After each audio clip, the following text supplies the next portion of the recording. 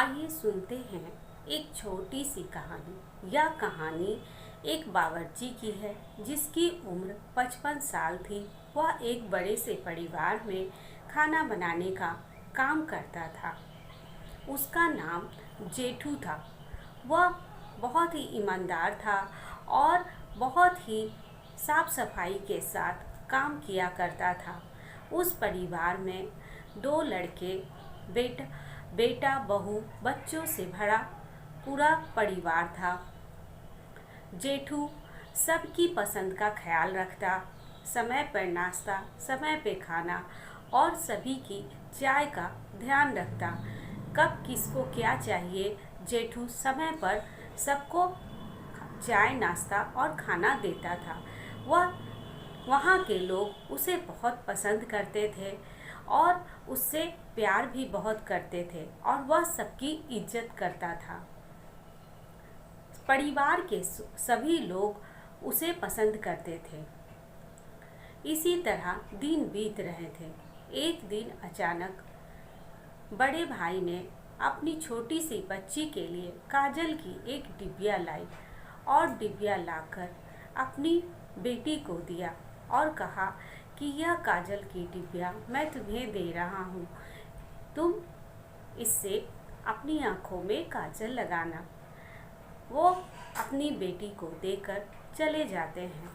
बच्ची खेलते खेलते काजल की डिबिया वहीं छोड़ देती है। जेठू आता है, कपड़े तय कर रहा था। कपड़े बहुत सारे थे।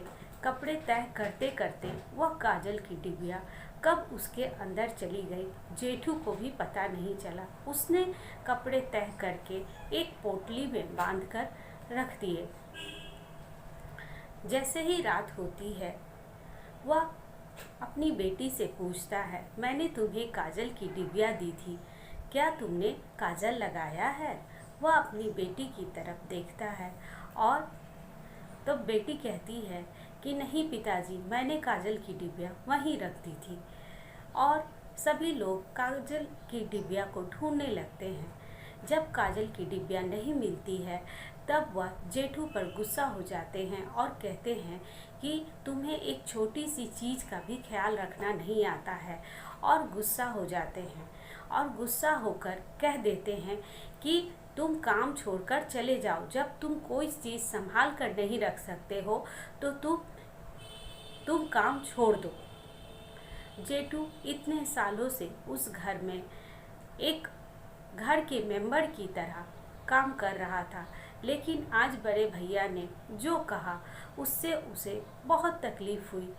लोगों ने उसे बहुत कहा कि तुम मत जाओ, लेकिन उसने नहीं माना। वह काम छोड़कर चला गया। उसकी माँ को भी बहुत बुरा लगा, लेकिन उन्होंने अपने बेटे से गुस्से में जेठू को जाने से नहीं रोका। 2-3 दिन बीत गए। सभी को परेशानी होने लगी। सभी को चाय, नाश्ते, खाने, हर चीज़ में दिक्कत होने लगी, लेकिन कोई कुछ कह नहीं रहा था बड़े भैया की डर से। उनकी माँ भी चाहती थी कि वो जेठू घर वापस आ जाए, लेकिन डर से कोई कुछ कह नहीं रहा था। 2 दिनों के बाद जब माँ बाहर निकली तो देखी कि जेठू एक जगह मकान बन रहा है, वहीं पे ईंट पत्थर उठाने का काम कर रहा है। जब वह घर आती है तो अपने बेटों से कहती है कि आज मैंने उसे मजदूर का काम करते हुए देखा। सभी ने सुना, लेकिन डर से किसी ने कुछ नहीं कहा। तकलीफ तो बड़े भैया को भी हो रही थी, हर चीज़ में, कपड़े में, चाय में, नाश्ता में, खाना में, लेकिन वह गुस्से से कुछ बोल नहीं रहे थे।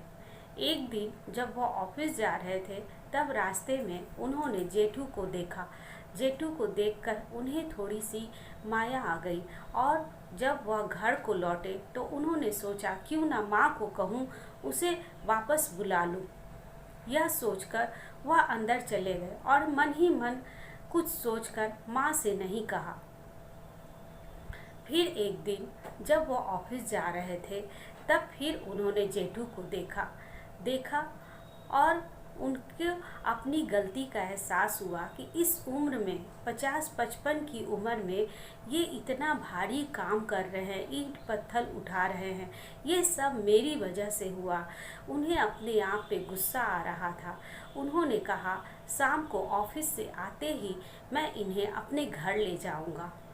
जब शाम को ऑफिस से लौट रहे थे तब वहाँ पर बहुत भीड़ लगी हुई थी। उन्हें पता चला कि कोई मजदूर ऊपर से गिरकर मर गया। जब वह अंदर जाते हैं और देखते हैं कि वह मजदूर कोई और नहीं जेठू है, यह देखकर वह मन ही मन बहुत पछताते हैं और घर आकर सबको ये बात बताते हैं। सभी लोग ग्लानि में जी रहे थे।